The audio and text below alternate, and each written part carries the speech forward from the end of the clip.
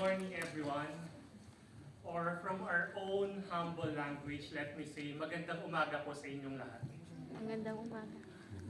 I am Denniell, and it is an honor and privilege for me to be chosen to deliver this graduation speech in front of my fellow graduates, families, faculties, guests, and administrators.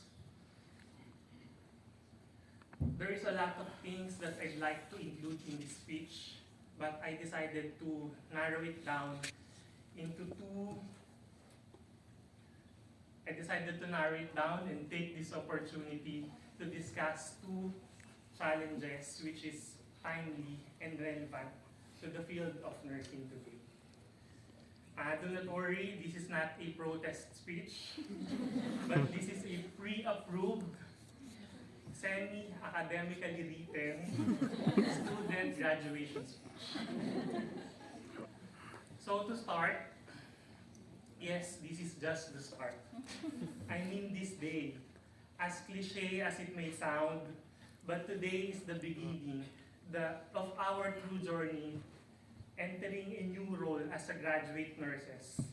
We will no longer be referred to as student nurses the next time we enter the premises of our respected chosen healthcare facilities. Right now, my advice to everyone is to own it. Own it because we worked hard for it. We experienced failure from the exams. Others even experienced hunger, sleepless nights.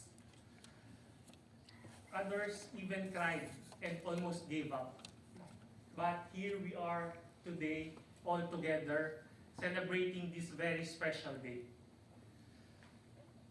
So, tap yourselves and the students sitting beside you and tell them congratulations.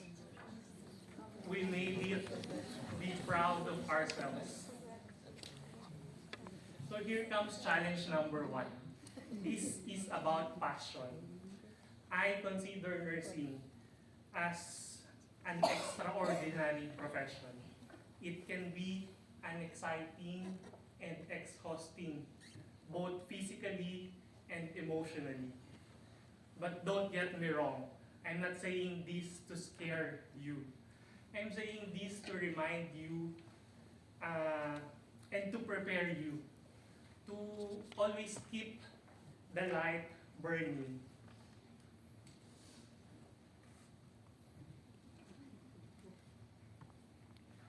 There will come a day that you don't feel like going to work, you don't feel like listening to the complaints of pain of your patients, or even to the work-related concerns from your colleagues.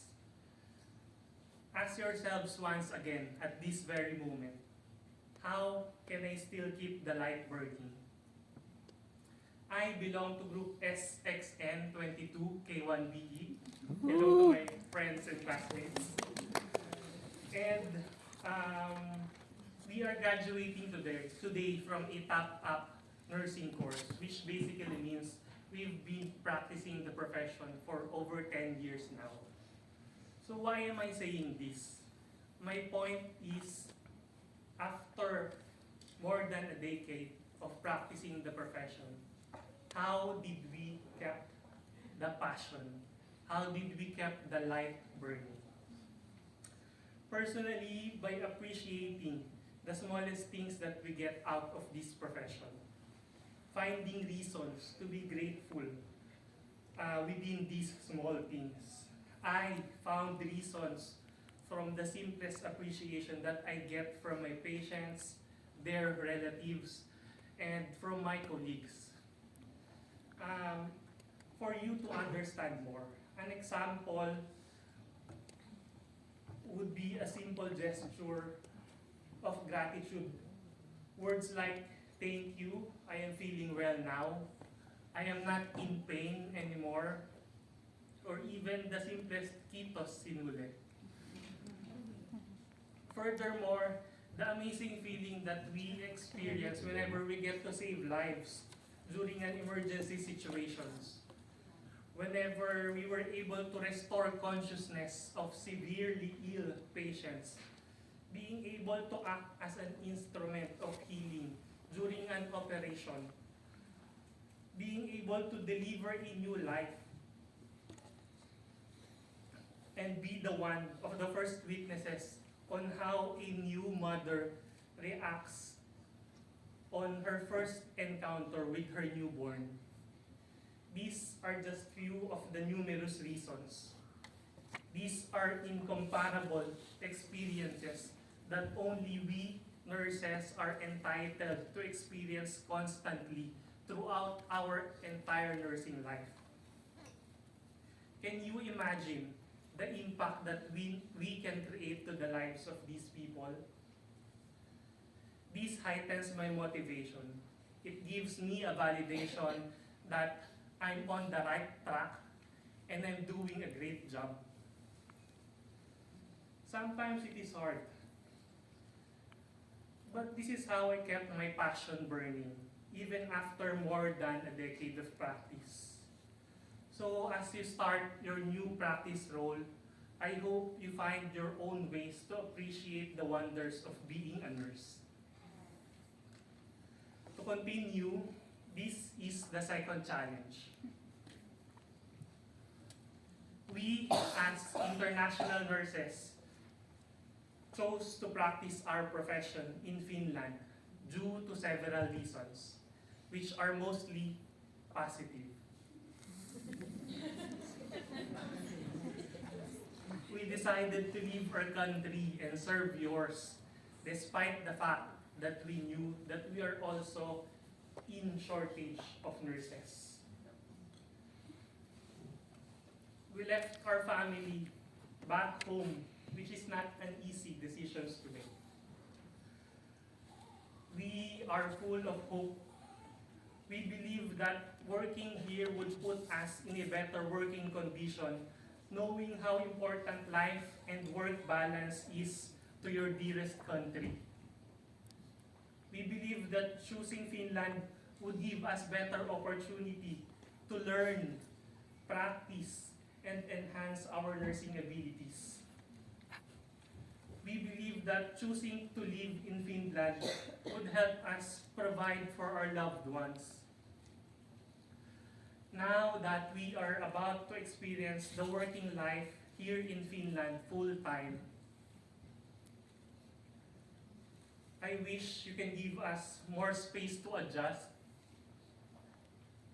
I wish you can give us more opportunity to learn your ways. I wish that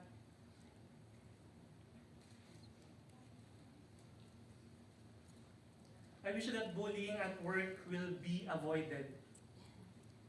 I wish that there would be better strategies to learn the language, more means to practice it without feeling ashamed of committing mistakes. I wish to feel that learning how to express ourselves at work will be more natural than forced. I wish that sooner we will need not to cry on our way home from work out of the frustration that we were not able to give our best because of our differences. Again, let me say this now that we are done with the basic nursing education. We are full of hope. We are here to help. We will share our expertise in the field to showcase how Filipino nurses and international nurses render their care to those who are in need. I hope you see us now as colleagues and not as an additional burden. Yes, we know that we still have a long way to go. We are still at the starting line of our careers here in Finland. But one thing I can assure you is that we are willing to learn and adapt. We are only asking for one thing. Just give us enough time. Woo.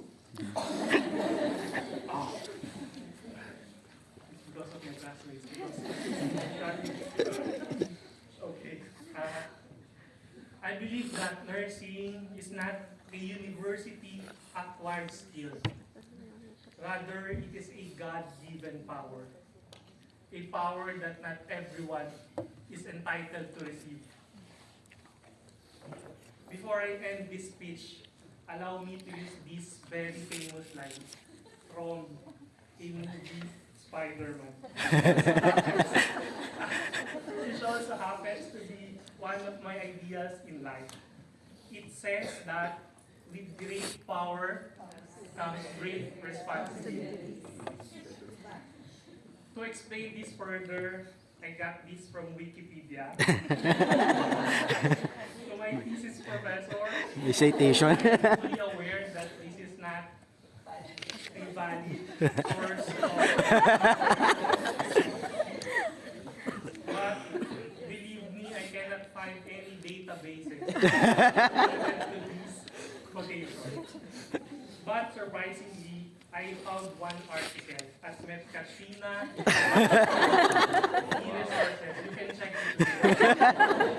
But it doesn't explain further the saying. So to proceed, let me just repeat the saying. With great power comes great responsibility. According to Wikipedia, I want you to listen to this.